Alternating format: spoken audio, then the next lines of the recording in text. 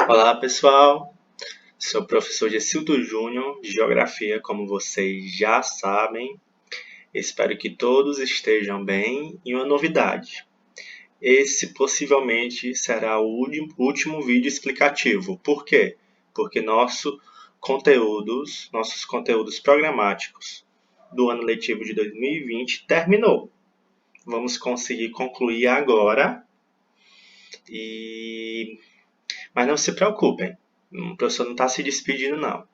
Eu ainda vou gravar um vídeo.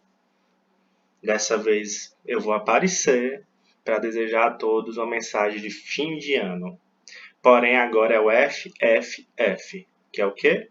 A força, o foco, principalmente agora, porque estamos nas vésperas da avaliação final de geografia, e a fé, porque essa pandemia está apresentando melhoras, porém devemos continuar tomando os devidos cuidados, né?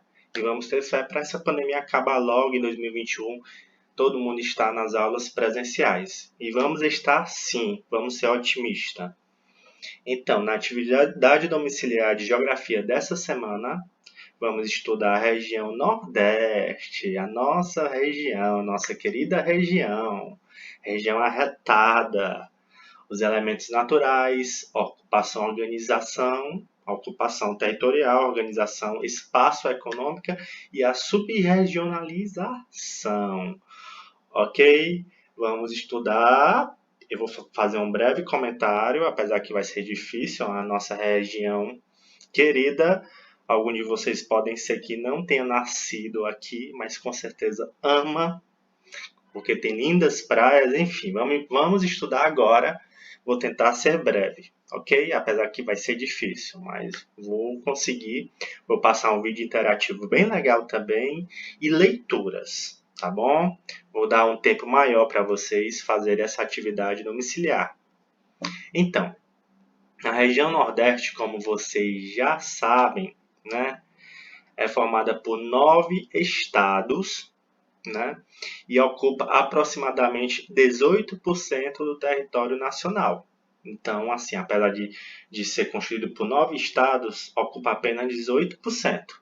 Para vocês terem uma ideia, como o Brasil é um país continental, né? É um país com grande extensão territorial, é um país enorme. E quais são os 9 estados? Alagoas, Bahia, o nosso Ceará, Maranhão, Paraíba, Piauí, Pernambuco, Rio Grande do Norte e Sergipe.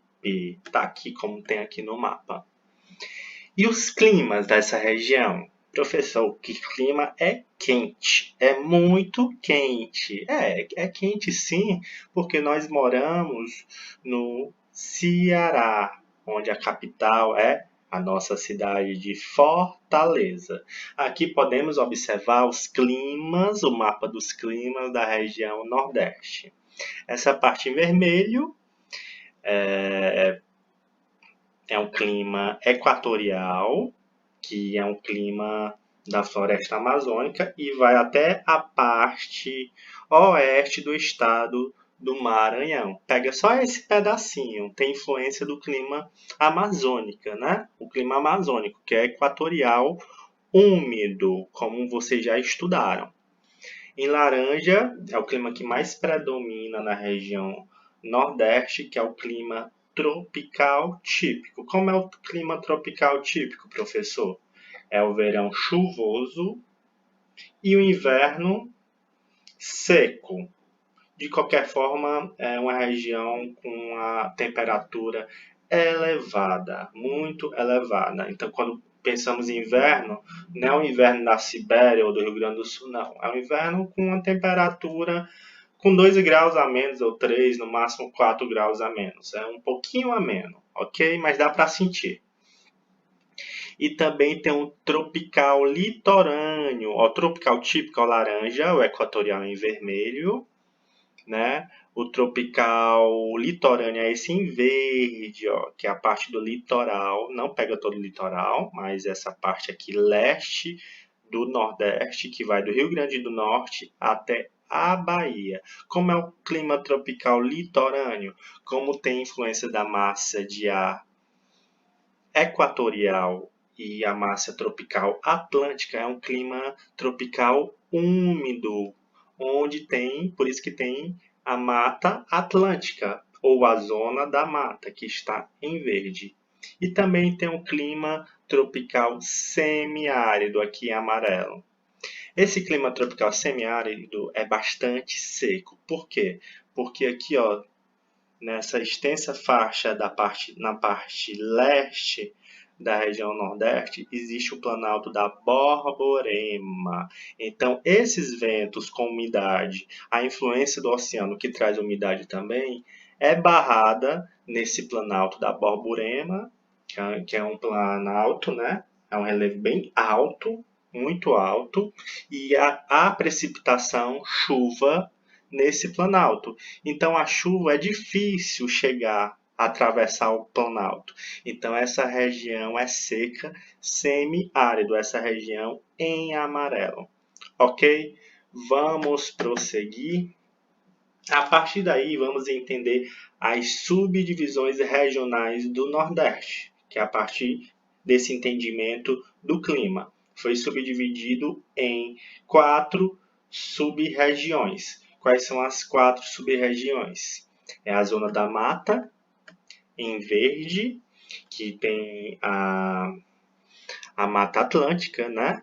E o clima tropical litorâneo, ou clima tropical úmido.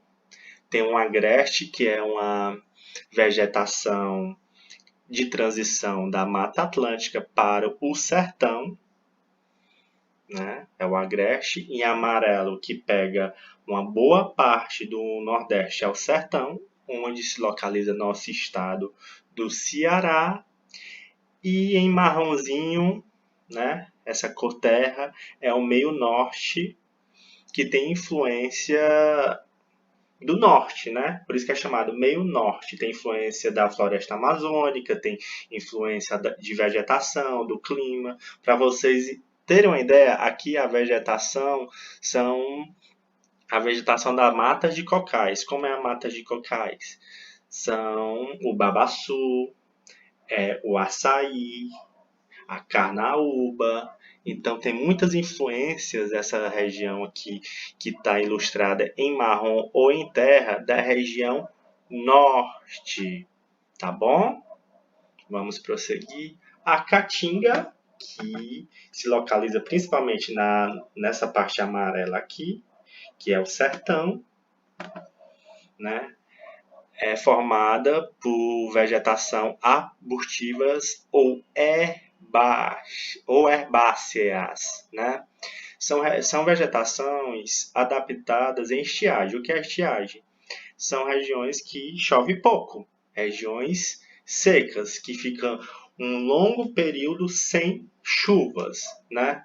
Não é uma região não florestal, é uma vegetação baixinha, né? Pois as árvores não são espécies vegetais predominantes, é mais vegetações cactáceas, xique-xique e palmas. Só que não vai cair na atividade domiciliar, ok? Mas mesmo assim, essas vegetações são muito secas. Existem algumas árvores secas, né? Porque perdem todas as suas folhas por conta do clima seco, né? E esses tipos de vegetação, como o professor já falou, são arbustivas ou herbáceas, né? Como pode ser observado nessa imagem aqui. Essas arbustivas é como cactos. Por que cactos? É uma vegetação que se forma aqui no período da chuva, quando chove, armazena água no seu corpo, né? na sua vegetação, e também armazena no subsolo, né? Nas suas raízes, para essa água durar por muito tempo, já que passa por um longo período de estiagem. Já as arbustivas, né?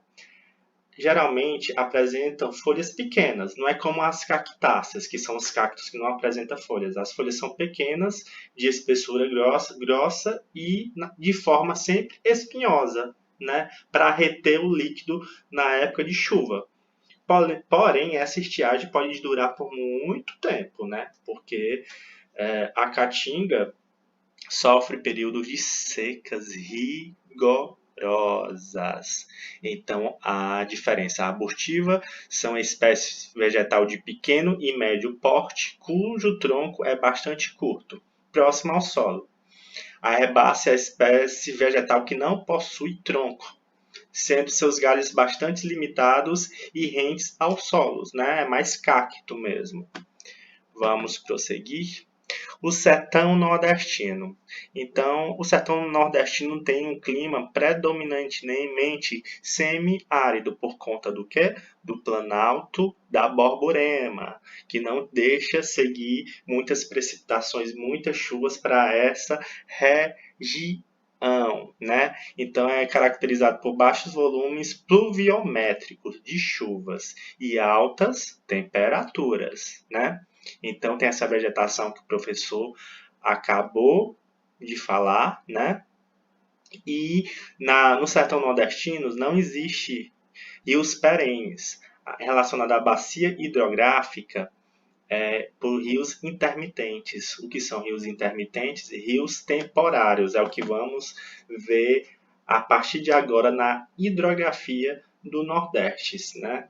Com a escassez da chuva, não tem como ter um rio permanente lá, que é o rio perene, né?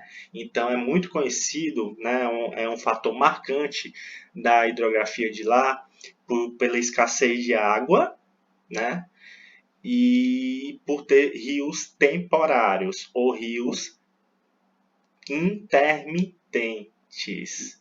Então é uma região que pode ficar sem água por um longo período de tempo. É por isso que acontece o êxodo rural, né? Das pessoas que moram nessa região que vão para a cidade, porque sem chuva não dá para plantar, não dá para colher. Então as pessoas podem passar fome, né? Porém, existe o Rio São Francisco que nasce no sudeste, né? Que são as águas do Velho Chico. Eu acredito que existiu uma novela na Globo, porque eu não estou acompanhando essas novelas nos últimos anos, mas existiu sim a novela chamada Velho Chico, né? Como é popularmente conhecido o Rio São Francisco. Esses rios são utilizados pela população ribeirinha, né, que vive às margens do rio, como na pesca e na agricultura. Né? E também são usadas para fazendas, por grandes empresas, para a produção, para o setor primário até o setor secundário, que vai até o setor terciário. O setor primário que extrai, o setor secundário que transforma, que são as indústrias, e o setor terciário, lembrando, que é o comércio e o serviço. Então, o Rio São Francisco, para vocês terem uma ideia, nasce no Sudeste, né? E vai até o Nordeste. Então, trata-se do rio mais importante da região Nordeste, né? Para o seu aproveitamento não só da parte da plantação e de colheita, mas também na energia elétrica, para vocês terem uma ideia. E no transporte de cargas e em projetos de irrigação. Um dos projetos mais conhecidos é o projeto da transposição do Rio São Francisco. O que é isso, professor? É levar água do Rio São Francisco exatamente para essas regiões de secas, né, que sofrem períodos de estiagem, porque esse rio deságua no mar, obviamente. Então, muda o curso do rio para esse rio desaguar exatamente nessa região. Porém, essa obra foi gasta bilhões de reais e já tem aproximadamente quase 15 anos. Não tem nem aqui no texto. Aproximadamente quase 15 anos. Porém, 2020 já está em processo de conclusão. Não concluiu ainda, né? Essa transposição causou algumas consequências negativas, apesar que tem as positivas, né? Que vai ajudar a população ribeirinha ou a população que vive nessas regiões com grande estiagem, com grande seca, a ter água, a ter acesso à água. Porém, as consequências negativas é o seu assoreamento, né? O desmatamento de suas margens e a poluição. Então, tem que ter umas políticas públicas para evitar esses impactos ambiental, né? Então, esse projeto ganhou um destaque nos últimos anos, né? E, assim, é muito comentado porque em 2020 já está no processo de conclusão, depois de quase 15 anos. E depois de ter gasto bilhões de reais. Porém, tem um aspecto negativo, que são os impactos ambientais. O aspecto positivo, o professor já falou.